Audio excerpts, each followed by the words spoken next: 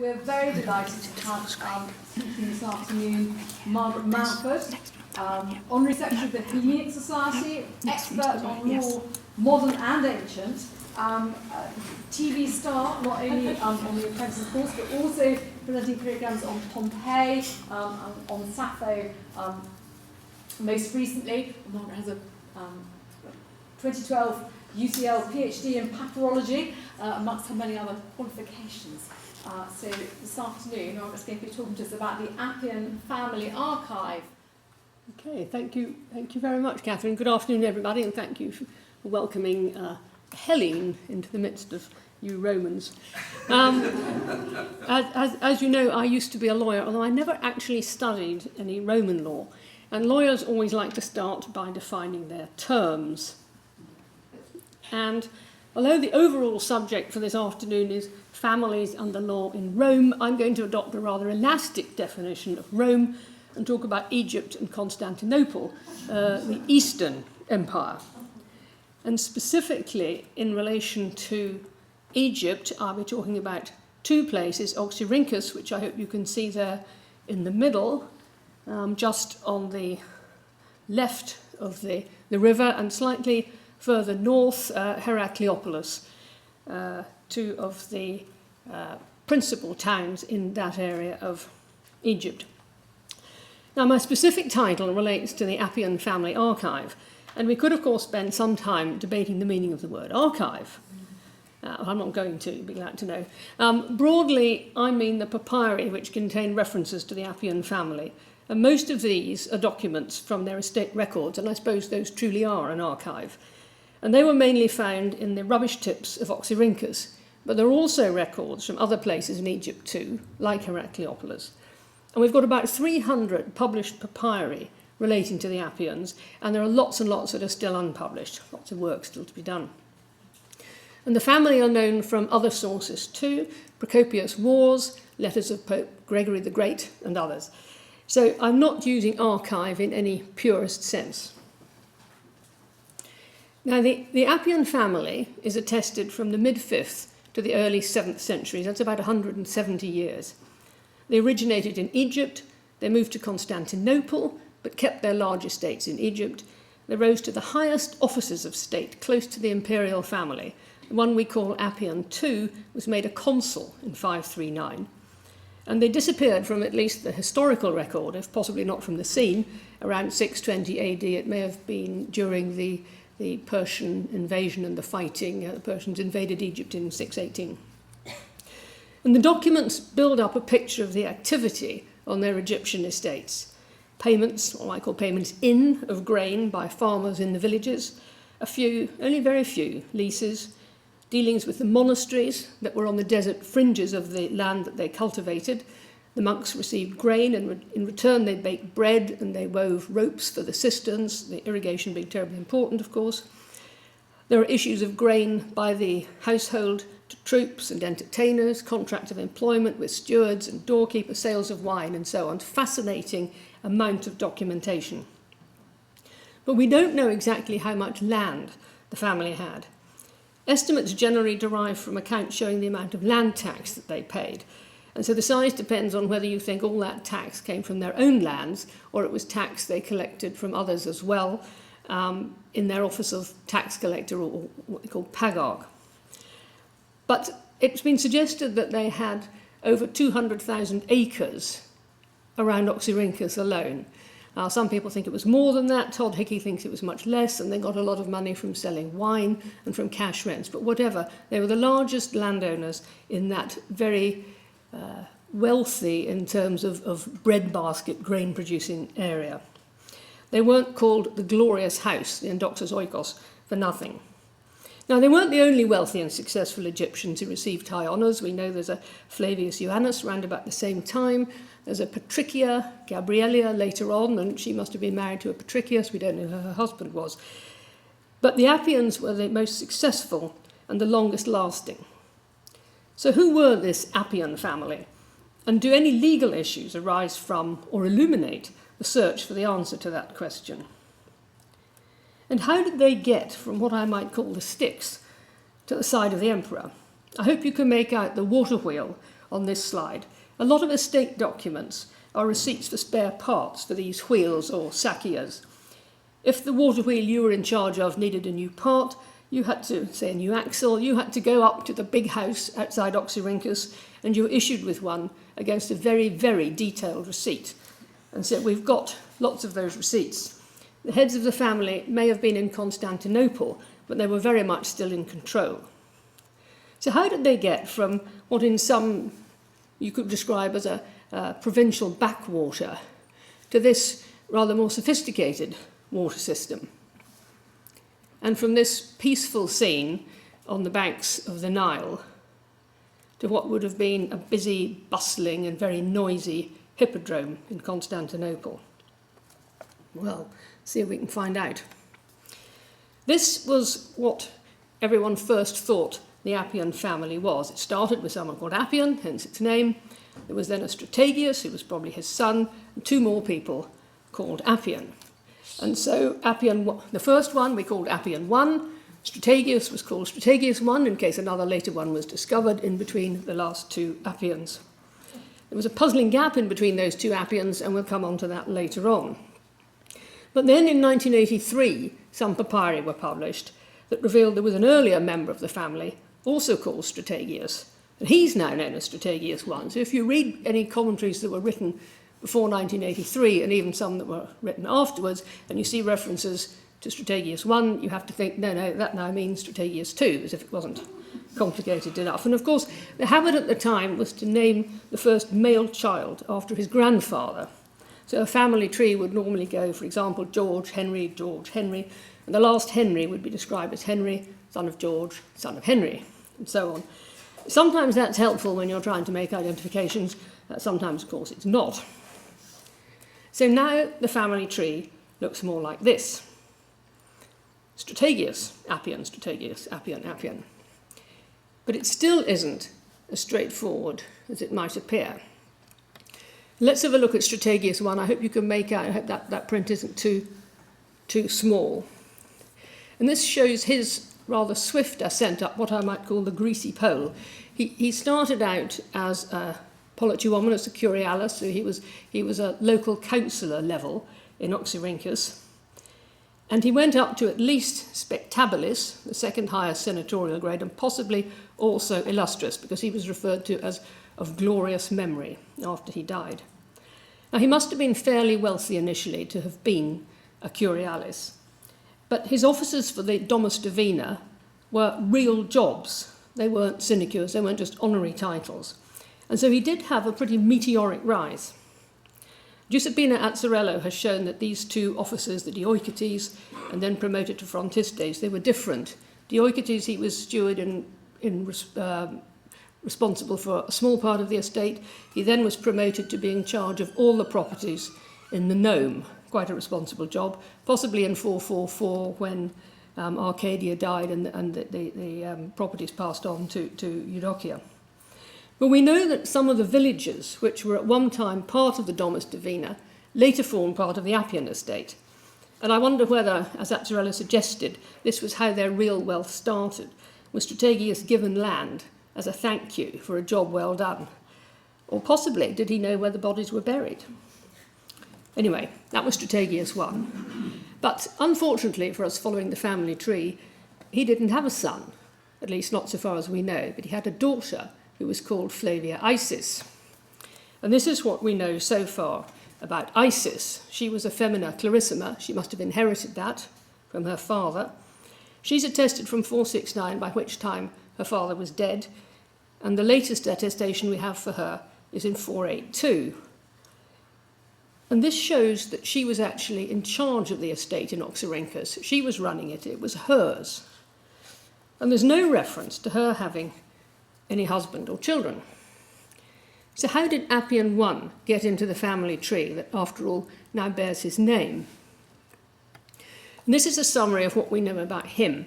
And I've put the first three references in italics because they may not actually refer to him. And the 480, I think the first one is he's referred to as a defensor civitatis in Oxyrhynchus. I don't think seriously now it's thought that does apply to him. The 480 papyrus refers to this comes domesticorum. That's the first reference we have to an Egyptian with this high honorary ranking, one of the rankings that they gave in the court of Constantinople. Boy, were they status conscious. And all these superlatives, magnificentissimus and famosissimus and all the rest of it. It's a bit like Gilbert and Sullivan, but you have to give, know it really did matter. So that may be a reference to him. But sadly, there's no name. As with so much in papyrology, you've got lots of nice clear writing on the papyrus, but there's a gap where the name would have been. So it may not have applied to him. And that is the only possible reference of this Appian having property in Oxyrhynchus at all, because that papyrus refers to a comes devotissimorum domesticorum who was a landholder in Oxyrhynchus, and there's no name in that. So I think it's still safe to assume that Appian I never had an estate in Oxyrhynchus. Nick Gonis has suggested, based on that P. Bingen papyrus, it's the third one in that list, that Appian I came from an old established Heracleopolite family, the Septimii Flaviani, and that he married Isis, and that then his estates in Heracleopolis got combined with hers to form the very large estates the family had later on. So that would make Appian I the son-in-law of Strategius I. And we've no proof that Appian married Isis, but we've no proof that he didn't either, and it seems to be the best explanation of how he got onto the scene. And he had a bit of a roller coaster career.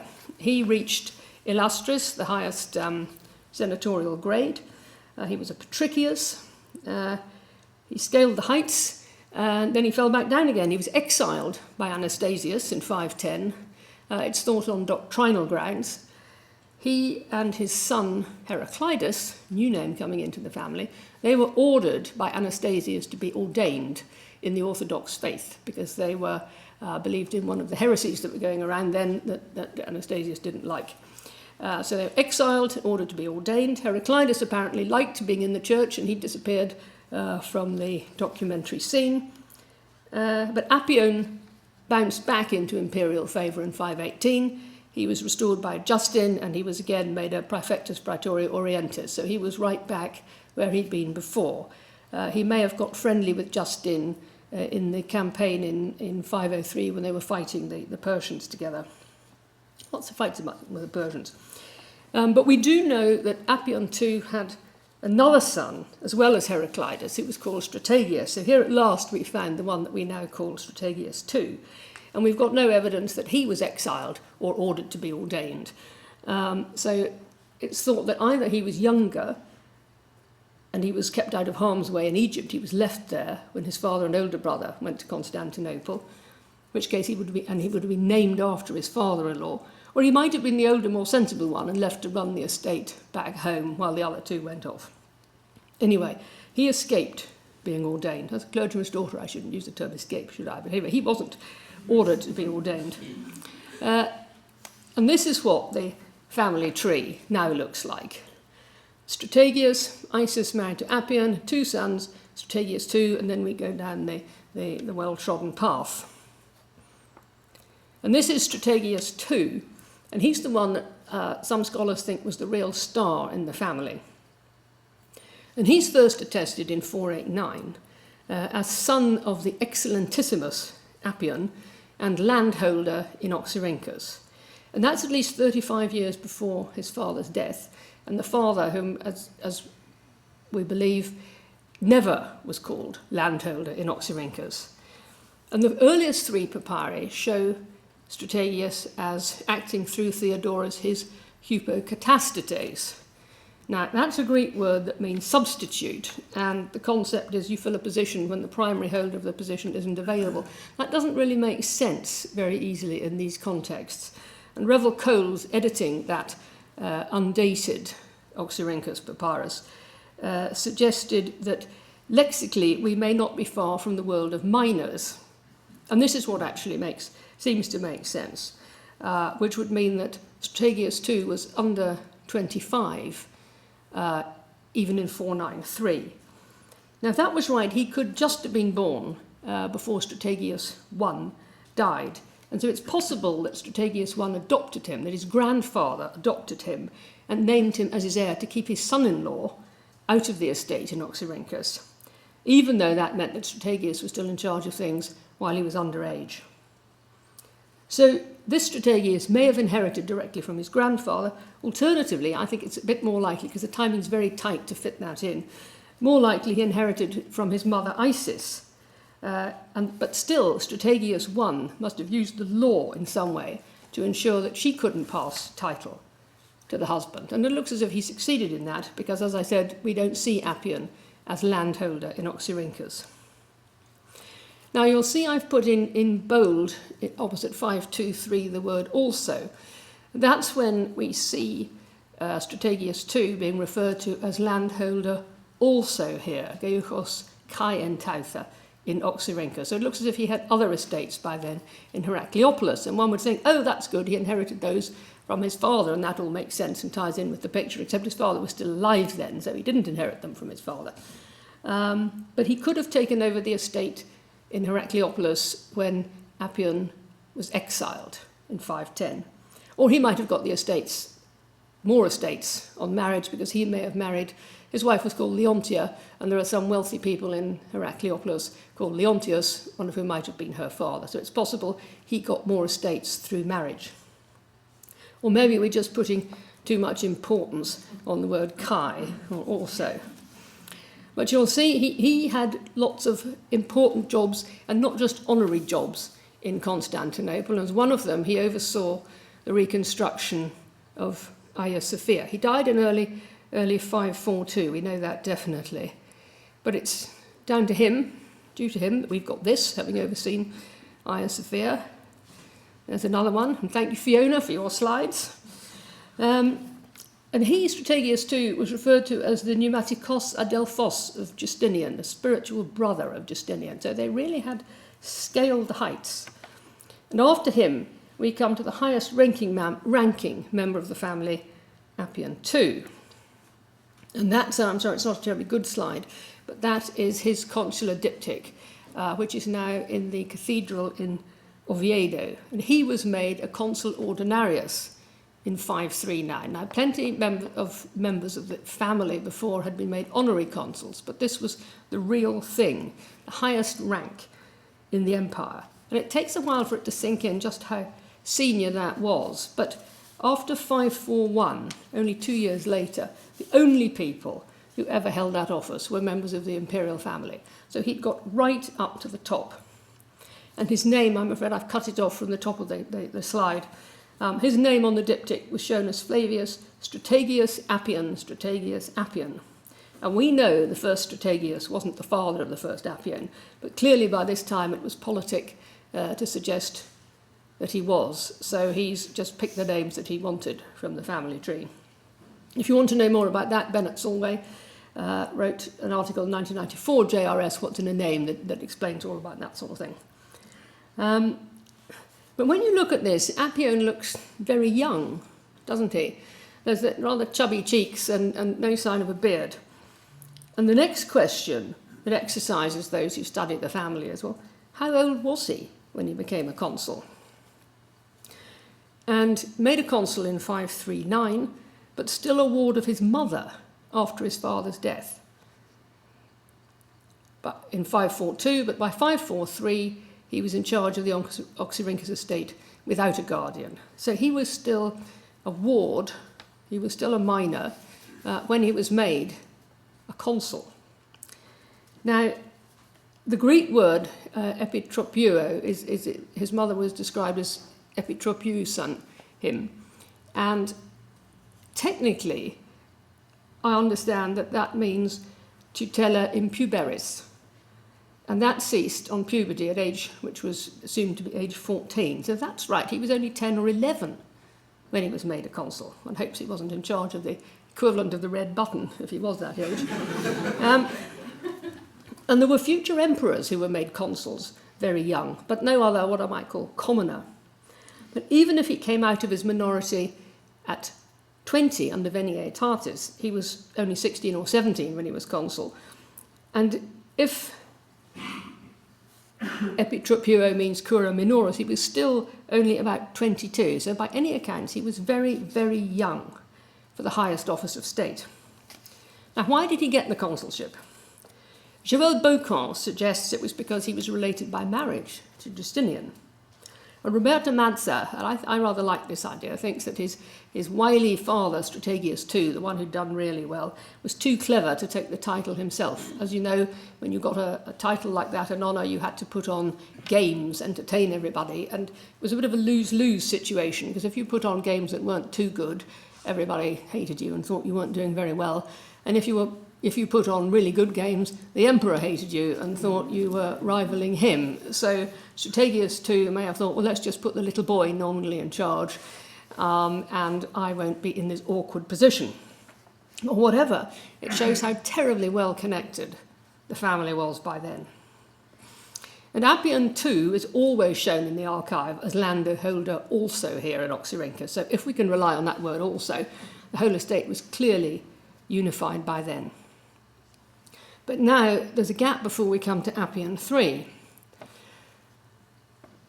Appian II died in 578, and we'd expect a Strategius III to be shown as head of the estate then, but there isn't one. Instead, there was what I understand is called consortial ownership. It's not an English law term, but it appears to be the one that applies to this. Now, that's not in itself particularly unusual, but some scholars have got very exercised about the use here of different terms. Heirs and men, successors and persons. Does this mean there were changes in who all these people were? Heirs and successors can be interchangeable, but sometimes heirs just means the immediate direct heirs. The kleronomoi is the Greek word, and then the diadochoi were their successors. And did men mean they were all men, all male? Well, it can't have, because praelecta, who's clearly female, was included within men at one time. So I don't think, and then why do some documents specify names? In 581 we've got some names, whereas from 579 to 583 we've got documents that don't specify the names. So clearly the names were known by some people. And I think you can, this may be a bit of a cop-out, but I think you can try to read far too much into all of this. Different scribes might have had different practices. And I don't think lawyers are always quite as precise as those paying their bills might wish. But what we can tell is that the heirs of Appian II were, or at least included, Praelecta, Georgius, and Appian. That Praelecta is described in one of the unpublished papyri as a child and heir. Nick Gonis has kindly let me have access to these. And that Appian III's parents were called Praelecta and Strategius. And it looks as if Georgius died about 587 to 590, and Praelecta was dead by 595 or 596, probably earlier, probably by 592, leaving Appian III in charge. But we don't know precisely who Praelecta was. Now, Praelecta's not a common name. We only know of three. There's only three in the PLRE. One was in Rome, one was this one, and one was a niece of Justinian. So possibly there may have been an imperial connection, a marriage into some part of the imperial family. And we don't know who her husband was, to which Strategius she married. He might have been the person we would have called Strategius III. Now, it's unlikely that Appian II had a son whom he disinherited. It was very difficult to disinherit a son other than for serious crimes like attempted patricide. Clearly even more difficult in the case of successful patricide, but we won't go into that. But the simplest explanation is that Praelecta was married to Appian II's eldest son, called Strategius, as you'd expect, and that son predeceased him, and that Appian II then adopted Praelecta, his daughter-in-law, so that she and her two sons, still then minors, were his heirs, or at least among his heirs, because he may have had more as well. But is that too simple? Another suggestion is that Praelecta was the daughter of Appian II, who, by coincidence, married someone else called Strategius, because it wasn't that uncommon a name. And he isn't mentioned as an heir because, as Strategius I had done with Appian I, Appian II made sure the estate didn't go to his son-in-law. So that's possible. And then there's the mysterious person I've mentioned at the bottom called Strategius Paneuphemos, Strategius all-famous, most famous. And he's called that to distinguish him from all the other people called Strategius. And because of the dates, he can't have been her husband, but it's been suggested that maybe she married his father, because he's a wealthy landowner as well. Where does he come in? Possibly he's a younger son. It's possible, I think, that Appian II might have had, after the death of the first Strategius, he would have been Strategius III. Sometime later he has another male child, and he calls him Strategius because he doesn't want the family name to die out. Everybody who's looked at this is confused as to who Strategius Paneuphemos was, and I'm no exception. So I think we can pass on. It just shows that however much you know, you never quite know enough. And then we come on to Appian III, who is the last member of the family that we're aware of. And it's much simpler now. He was an honorary consul by 585. He was sole head of the estate in Oxyrhynchus, then in Heracleopolis. He was Patricius in 605. He had children, including one called Strategius, which is as you would expect, and he died in early 620. And there it ends. So the law of minors and inheritance law helped to answer some of the questions, but not all. We know a huge amount about the Appian family, but there are still gaps.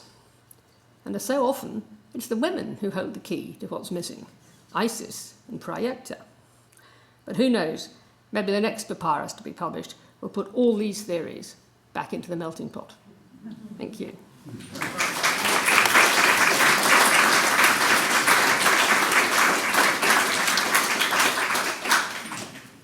Thank you very much, Margaret, for some fantastic family detective work there.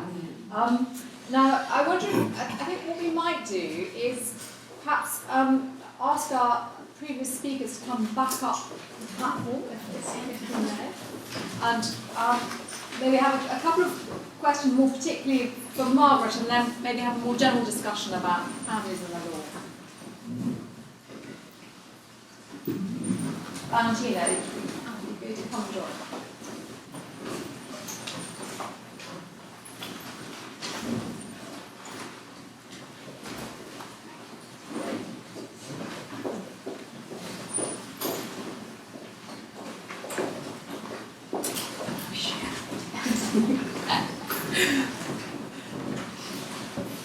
Now, I've again going to take advantage of my position as chair to ask Margaret a question.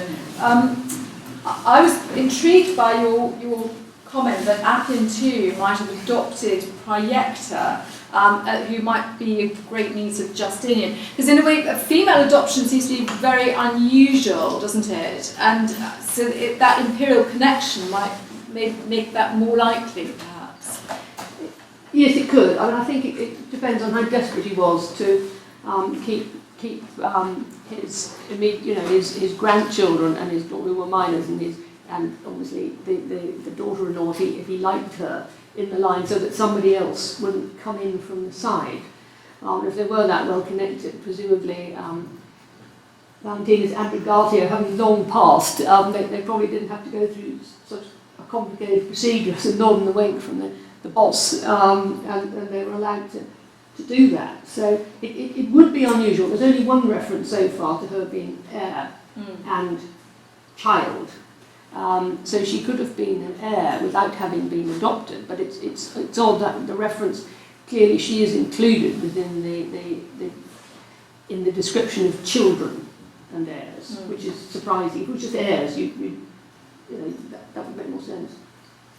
Yes, that's really could have been a mistake by the scribe, of course, isn't it? Always could have been a mistake by the scribe.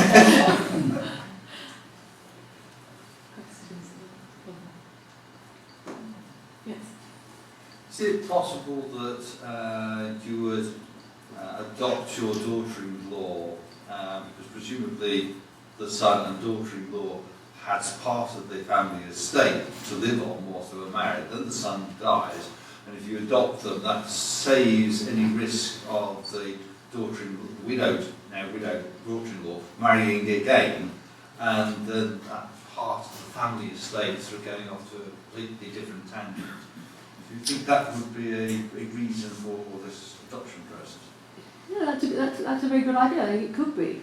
It could also have been that the husband, he wasn't dead, the son, but he might have been, had some illness, which meant that he was still alive, but not capable of running anything, and they wanted to look at it. But I mean, it's very possible. It's intriguing. In some ways, you've got so much detail, you know, the precise day of the month on which lots of things happened. And then you don't know the answers to some of the big questions, like, well, why? Yes.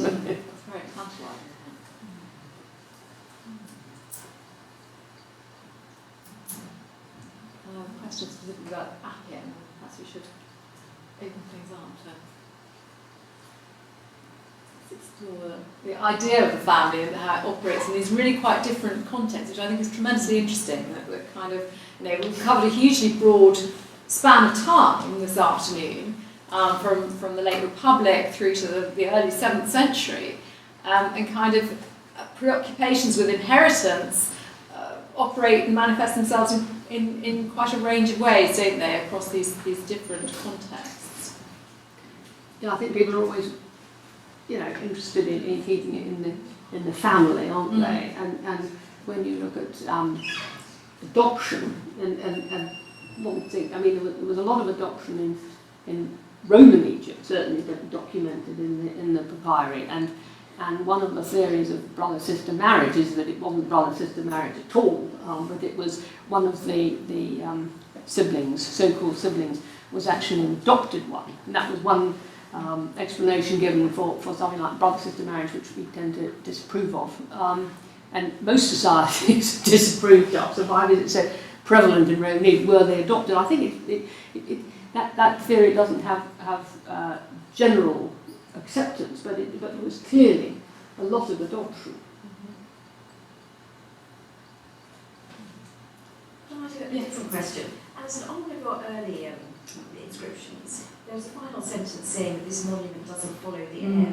I wonder what that means, or what it's getting at. Yes, it means that there's sometimes a danger that your heir won't actually be a member of your family. So there's a worry that if then they inherit the monument, they might neglect it. So it's a way of trying to protect the tomb property. I see. That is quite interesting in terms of raising the issue of the kind of possibly different trajectories of sacra on the one hand and name on the other, and inheritance and wealth on the other. These sort of three things that Valentina brought up as you know, critical to the idea of adoption, but they might not necessarily kind of pursue the same course. I think that the degree of, if one could call it, state interference that was shown in your talk, yes, in the Republic, which I was quite surprised at. But even down to down to that level. But presumably there was some sort of public policy argument behind it, was there? You mean like a law or a form of reasoning that was? Yes. I mean, why was it so important to control what was going on? I think it goes back to what we were discussing earlier on. To an archaic society where it's a society where the main cells are actually the gentes, and therefore it's all about the relationship, as everyone was saying, you know, the relationship between the gentes and the curia, and it's about, you know, we, the curia, and the saying that we want to have a say, you know, our civic community want to have a say on how our cells are structured in a way.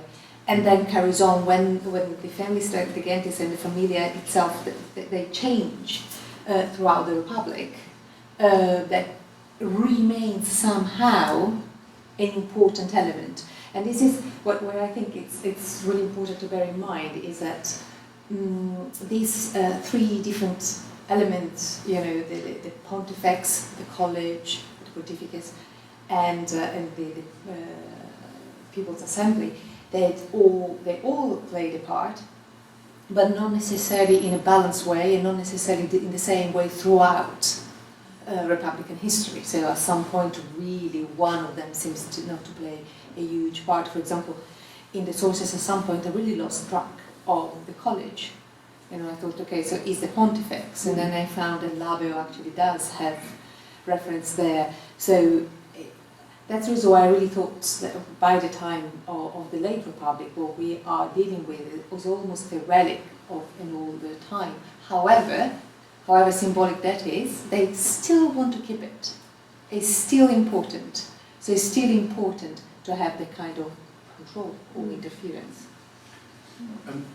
Perhaps I could chip in with the thought I shared with Valentina earlier, which is that our use of the word state is terribly heavy in this context.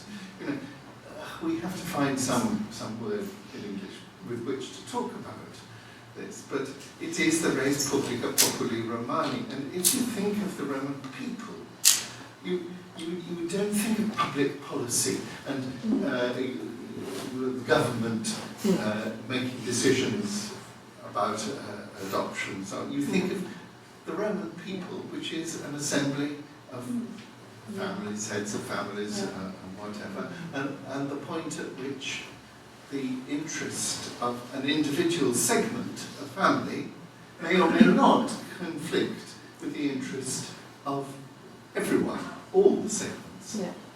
And I would add the word quirites in your Post Romanus. I think, we are back at that time where they are really, I mean, if quirites is co-viri or not, that's another story, but anyway, we are back at a time where it's that kind of community that really plays a part.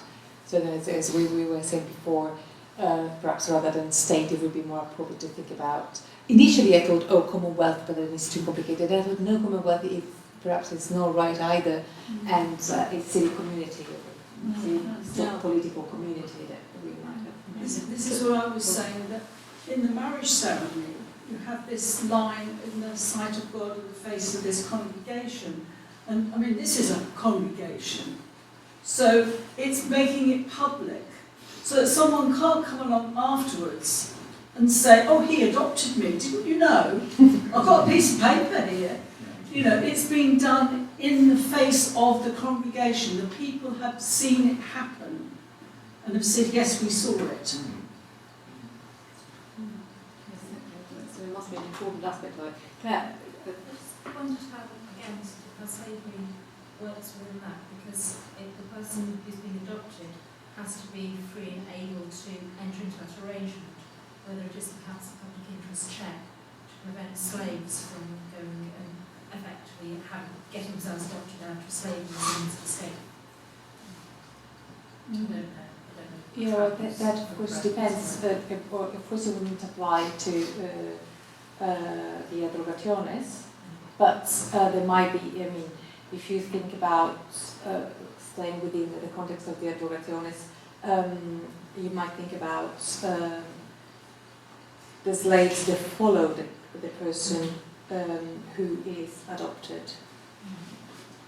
That could be one way of looking at it. It might be a public interest in owners' acres, being able to see what's going on, control what's going on. So Yes, I would put it to a certain extent almost under the category of wealth and inheritance. Yeah. I just thought of something.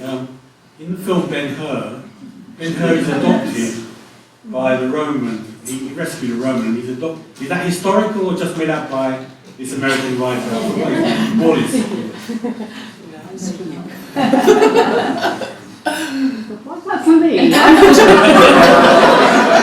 I come from the same town in Northern Ireland as that bloke called Stephen who played the bad guy, but that's my only connection with her. Quinn. Is that him, Stephen Quinn? Boyd. Boyd. Yep. See, that's good. That's your connection. But I think it's very interesting, though, isn't it? How, in some ways, the idea of the family is focused on those who are free Roman citizens, but then there's also this other idea of the family that came out so strongly in Alison's talk, which is a much more an effective family that's focused on intimate relationships and that can seem to really cut across ideas of legal status. And it's really fascinating that in the Roman world you have both of those concepts of the family, in a sense, operating quite strongly, but slightly at cross purposes. I think that comes back to social status, and I think that if you're poor and you haven't got any property, it doesn't actually matter if you cut across the legal niceties. Whereas I think the elite, it would have caused more of a rumpus. So I think it comes back to your picture of very elite, whereas my world is a world of slaves and freedmen. Once you've got enough money to commission quite a nice monument in many cases. But equally, by the time of Pliny, it was quite common to free your slaves in your will and then leave them a legacy, wasn't it? So it wasn't just people with no money, it was people with money that's true. to improve the lot of theirs. But I wouldn't have thought someone would end up sort of calling Pliny a father, maybe. No, I agree. Not to that extent. That's true. Is there any writing in social commentary or fiction or satire which perhaps throws any light on these questions we've been discussing? So everything has been referring back to, I suppose, to records and scriptures and things like that. Is there any commentary? Is that where we needed the Strongest to take Yes, I think Ulrika's paper on Petronius would have been rather an interesting exploration of some of these issues. What do we know, or what do you know, if anything, about wills being changed? I know nothing.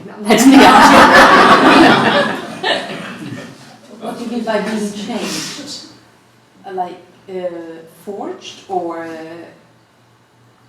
in what sense changed? Perhaps the person who was going to inherit has died before then. Does it automatically, or being forged perhaps for personal reasons? But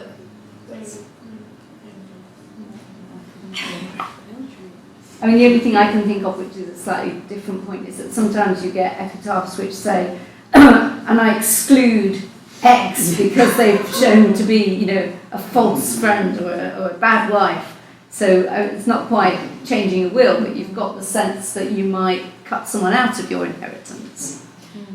but then also there is a possibility of kind of challenging a will that seems to be unfair. So you can kind of bring action. In which case, I suppose the monument that sort of labels you as a sort of troublemaker would be evidence against your attempt to challenge the will. So, And also there were strict formalities for executing a will, which were designed to avoid forging, whether you had to have witnesses present. You're right that if you disinherited your son without naming him, it was in effect named him. It's only in the 2nd century he could come forward and say there was no proper ground to exclude him.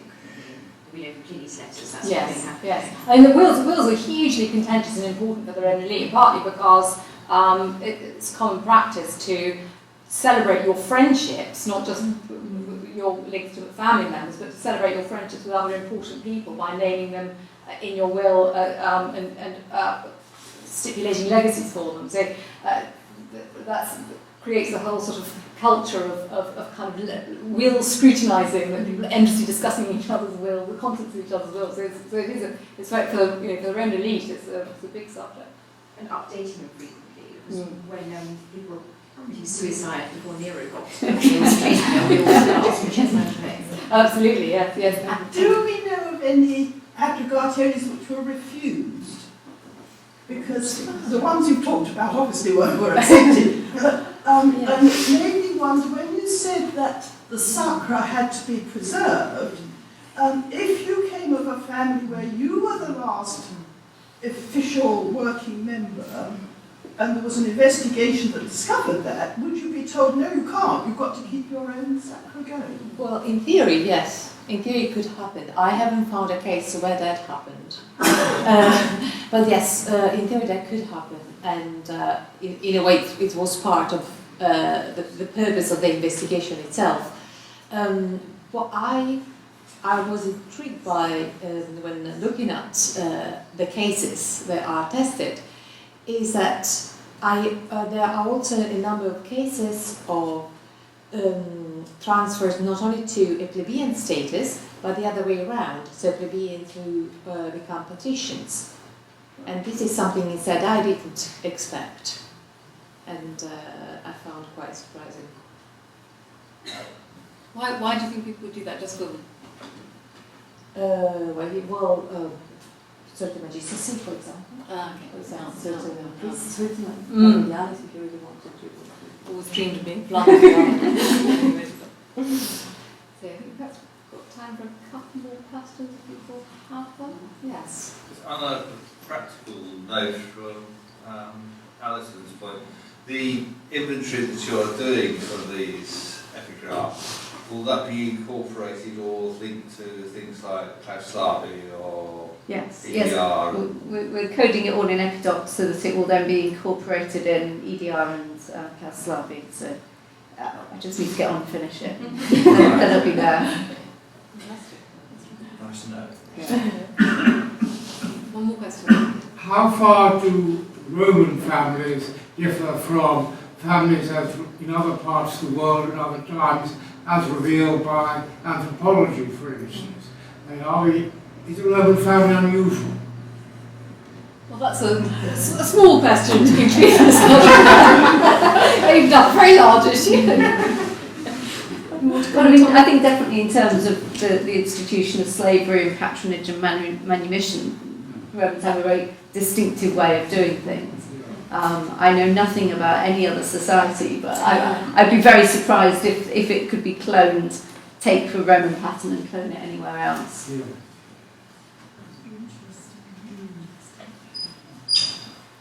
Yes, one could think about the role of women in the Roman family, which is quite distinctive compared to, Greek, Athenian law, or all sorts of ways in which it is quite particular, and the sort of sense of the